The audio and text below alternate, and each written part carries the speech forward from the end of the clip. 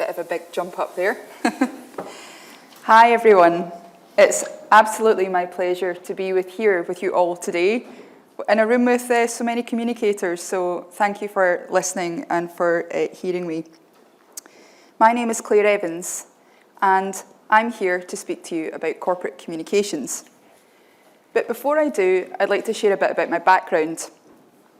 I'm a trained journalist. From the age of 14, I was taking on every and any work placement I could in local papers across the west coast of Scotland. I then trained in journalism. I did a master's in investigative journalism before, for some reason, specialising in crime reporting and some of the most dangerous undercover crime reporting newspapers in Scotland. That got me quite a unique gig with the News of the World. I don't know, put your hands up if you know the News of the World. It's now defunct. You might know about the phone hacking scandal, and I'm very pleased to say that I wasn't involved in that. But the reason I mention my training is because when it comes to crisis communications, honing your craft and knowing the inner workings of a news desk, the hook for a story, how to write and how to pitch it, is all very important, as I've come to learn. So after being a journalist and having that crossroads when the News of the World shut down, I went into the dark side. And I think we've got some more people in the room who have been in the dark side in agency life. And that's where I spent a few years, gaining some experience with different clients, different mediums of communications, and actually making some great friendships along the way down here in London before moving back to Scotland again. I then moved into corporations, laterally with William Grant & Sons. Does anyone know of William Grant & Sons? Oh, there are some. Well, you'll certainly know of their brands, particularly this weekend as Burns Day comes upon us. Hopefully we'll share a few drams of the Balvenie, Glenfiddich whiskey, Hendrick's, and I hope that you're all celebrating too. So on to present day, as Andrew mentioned, I'm head of corporate communications for Coca-Cola HBC. We're a strategic bottling partner of the Coca-Cola company. And more than that, actually, we make, bottle, and distribute a wide portfolio of products across sparkling, energy, coffee, premium spirits, just to name a few. And we're a big company too. We're FTSE 100, 33,000 employees, with a really amazing, diverse cultural footprint, Central and Eastern Europe, Nigeria, and Africa, and probably the most diverse in Ireland. And lastly, the thing I think we're all proud of as employees at Coca-Cola HBC is our leadership in sustainability. So on to today. I'm going to talk to you about a case study, crisis communication study, if I can say it properly, that we handled recently. And as Andrew quite rightly said, this is about misinformation, and it was actually quite a scary one to handle. So I'll start it, I'll take you through the journey. So that's my job today, is to take you through the journey, tell you the story of what happened, and also at the end, I'd like to be really open and honest with my peers in the room today and tell you about some of the learnings that I had, some things that I would do differently, and a few things that worked well as well. So, phase one. Let's just call this phase, it all kicks off. It starts with two men walking into a bar, and I'm sorry to say this is not the start of a hilarious joke. In actual fact, this is the start of quite a serious incident. Two men walk into the bar. One orders a glass of water. He's served a glass of water from a barman, and on drinking that glass of water, he suffers immediate symptoms, incredibly sore stomach problems, sore cramps, and he starts vomiting on the spot. His symptoms are so serious that they phone an ambulance and he's admitted to hospital. Now, I can't tell you the market because, you know, it's sensitive, and I can't tell you the specific brand, although I can tell you it's the water brand. But from that point, it was a catastrophic series of events. Now, put yourself in my shoes. I'm a communications person. I know what my week's looking like. I have my task list. I have my meeting scheduled. And that just got wiped right off my desk. So a number of things started happening. Social media erupted. News of this man had reached social media, particularly on Twitter. Our key contact on the ground from our company was told by the bar what had happened, so that news started to filter through the business. At this point, we decided to assemble a crisis team, and there's a few immediate steps that we took as part of that crisis team. We started to try and identify the facts. So we had our testing in place. We got the bottle, we sent it off for internal and external testing. We had our team on the ground go into our production plant and look at our production lines, really trying to assess what happened. They were able to tell us that everything looked great. Our high standards for health and safety were upheld. So we had to wait on these tests coming back from an external validation perspective. We put social media listening in place to understand what's happening, what's the sentiment, where's it coming from? And lastly, we started to develop some reactive statements. The usual thing, we're aware of what's happened. We're very concerned for the individual in question. We're looking into it. We're working with the authorities who we'd then alerted. So just to summarise where we're at, because I know I don't have slides, decided to keep your focus on me today. As I mentioned, one man's in hospital. Crisis team assembles. Testing procedures are underway. We've alerted the authorities and we're working very closely with them. Social listening is in place. Okay, next step, phase 2. It really kicks off. I'm just telling you this in communications terms. This is not how I would pitch it to our senior leadership. Thousands and thousands of comments erupt on social media, the likes of which I have never seen before, and it was truly terrifying in my position in group communications. I didn't know what to do. Our social listening tools are telling us what was happening, but actually, what could we say? We're responding to media inquiries, but ultimately, we didn't have the test results in place. I mean, if I can just give you some examples of the type of things that were happening on social media, we were finding that there was comments from employees, officials, doctors, all coming out to say that our brands are no longer safe to consume. And actually, not just our water brand, our whole portfolio in the market. Quite scary, because sales fell off a cliff.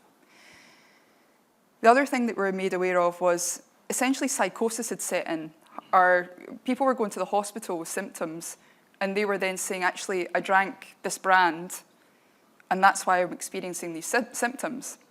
One example of that was a man who was experiencing heart attack symptoms, was having a heart attack, and he felt he was having a heart attack because of one of our brands, because of all of the information he was consuming that was in the public domain. Of course, the doctors told him it wasn't that. He was having a heart attack.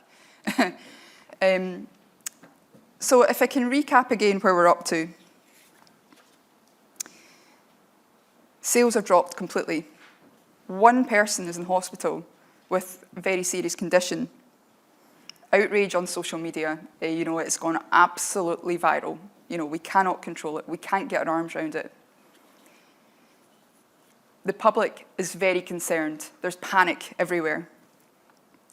There's calls to boycott our brands. So the bit, hopefully we can all take a sigh of relief as we enter the next phase. It's our turning point. Things start to improve. And why did they start to improve? We had our test results back.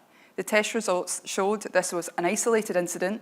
It was one brand, and we could prove that this happened after the brand left our premises, this one bottle. Now, I breathe a sigh of relief at this point because as a communications person, I knew what to do then. I was able to kick in and start to act to help the problem. We drafted our communications. We were resolute in our position that nothing that we had done had actually contributed to this situation, that we had the highest health and safety standards, and that we'd been working with authorities to resolve the issue. So at this point, our team started working with our customers. We were communicating to our internal audiences first. We were communicating to our customers, and we were also responding to media inquiries. And it was actually quite exceptional what happened, because 2 days earlier, we had been in the eye of the storm. 2 days after, things started to completely die down. The one thing I think that if I was to reflect on, I was looking at mainstream media and I referred back to my journalistic background. And this is a market, not all markets respond and report in the same way. But in this market, I think what surprised me was that The journalists were taking information from social media and running it as fact on their mainstream news channels. And I found that quite scary. And at this point, this narrative had circulated internationally, and it genuinely would have been like whack-a-mole to try and get your arms around it, as I said before. So what we decided to do was to go after the headline that would syndicate internationally and that would make the most impact within that syndication, which was Reuters, and actually it worked very well. So I've taken you to the end of the story. Oh no, I haven't, most importantly. The man in question, who was hospitalised, went home, and he was recuperating, so he was no longer in a life-threatening condition. Now, I know that when I started the story, it was about what happened, but I really want to share with you exactly what happened. So back to where we started, 2 men walk into a bar. Actually, it started a few hours earlier when 2 cleaners walked into a bar on their rota to clean the premises of the bar. This still blows my mind. So the cleaners start using caustic soda. Does anyone in here know what caustic soda is and how dangerous it is? So it's pretty nasty. I'm the daughter of a chemist. When I told my dad this story, he insisted on showing me a safety video, which was both boring and enlightening. Basically, if you're going to use this, you need all the safety kit. You need gloves, you need a face mask, you need safety glasses, because it can melt your flesh. It's really, really dangerous. So this cleaner was using this very serious chemical, and then she disposed of it into a glass bottle and then put it into the storeroom. A few hours later, somebody walks into a bar, they order a glass of water, and they're served up a glass of caustic soda. You can imagine how dangerous that was. So a whole suite of things happened after that, and actually we were able to bring some criminal charges. But one of the most important things that happened actually was our relationships with the authorities and the market, and they held a press conference to reassure the general public that all of our products were safe for consumption and that this was one isolated incident. Now, I have to always reflect on this. I don't know if anyone does insights, but I lead with a high blue. So logics, analysis, facts, that's what stimulates me, as boring as it might sound. So I like to go back and think, right, what worked to do differently? And that's just quite a basic thing that I do. But what I felt worked really well was our relationships. So with Reuters, with the authorities, with some of these key players that actually were able to step up and support us in our time of need. These relationships can't be built in crisis. They have to happen before. One thing I wish we'd done sooner is communicate with our employees. Speak to them at the start to reassure them that we have all of our health and safety procedures in place. We're working with the authorities. We were doing everything in our power to effectively manage this crisis. But we waited until the test results came back. Which leads me on to my third point, testing. Quicker, more effective testing in each of our markets so that we get speedy results. And what's the benefit of that? It means we can act quicker. It means that we can protect our corporate reputation. It means we can protect our revenues as well. And lastly, more effective social listening. So now we have sentiment analysis. We have really clear reporting that's comprehensive and gives us the facts. And lastly, as I mentioned, the Reuters strategy of correcting those inaccuracies and having that international syndication was by far the best thing that we did. So thank you for listening to my story, and I'd like to open up for questions.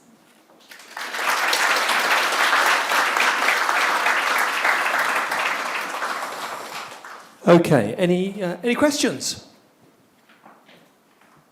Yes, okay, here we go. We need a bigger venue. Hello, I'm Andy Jones. I work at PIB Group. I love internal comms, so I'd love to ask just what the activation was for the internal audience. So when you did go to them after the tests, did you just do a short written statement? Did you do a video with a leader? Like, how did you lead that education and update to your internal teams? Excellent question, Andy. Thank you very much. We actually did it all through the voice of our CEO. So when yourself and Debbie were talking about articulating messages through your CEO, that was one of the key points in the year that we did that. And I think by doing that, we were able to refer back to our values around our decision-making principles, and basically that's how we shared the message. Fantastic. Any more questions? Okay, fantastic. Thank you so much, Claire Evans from Coca-Cola HBC.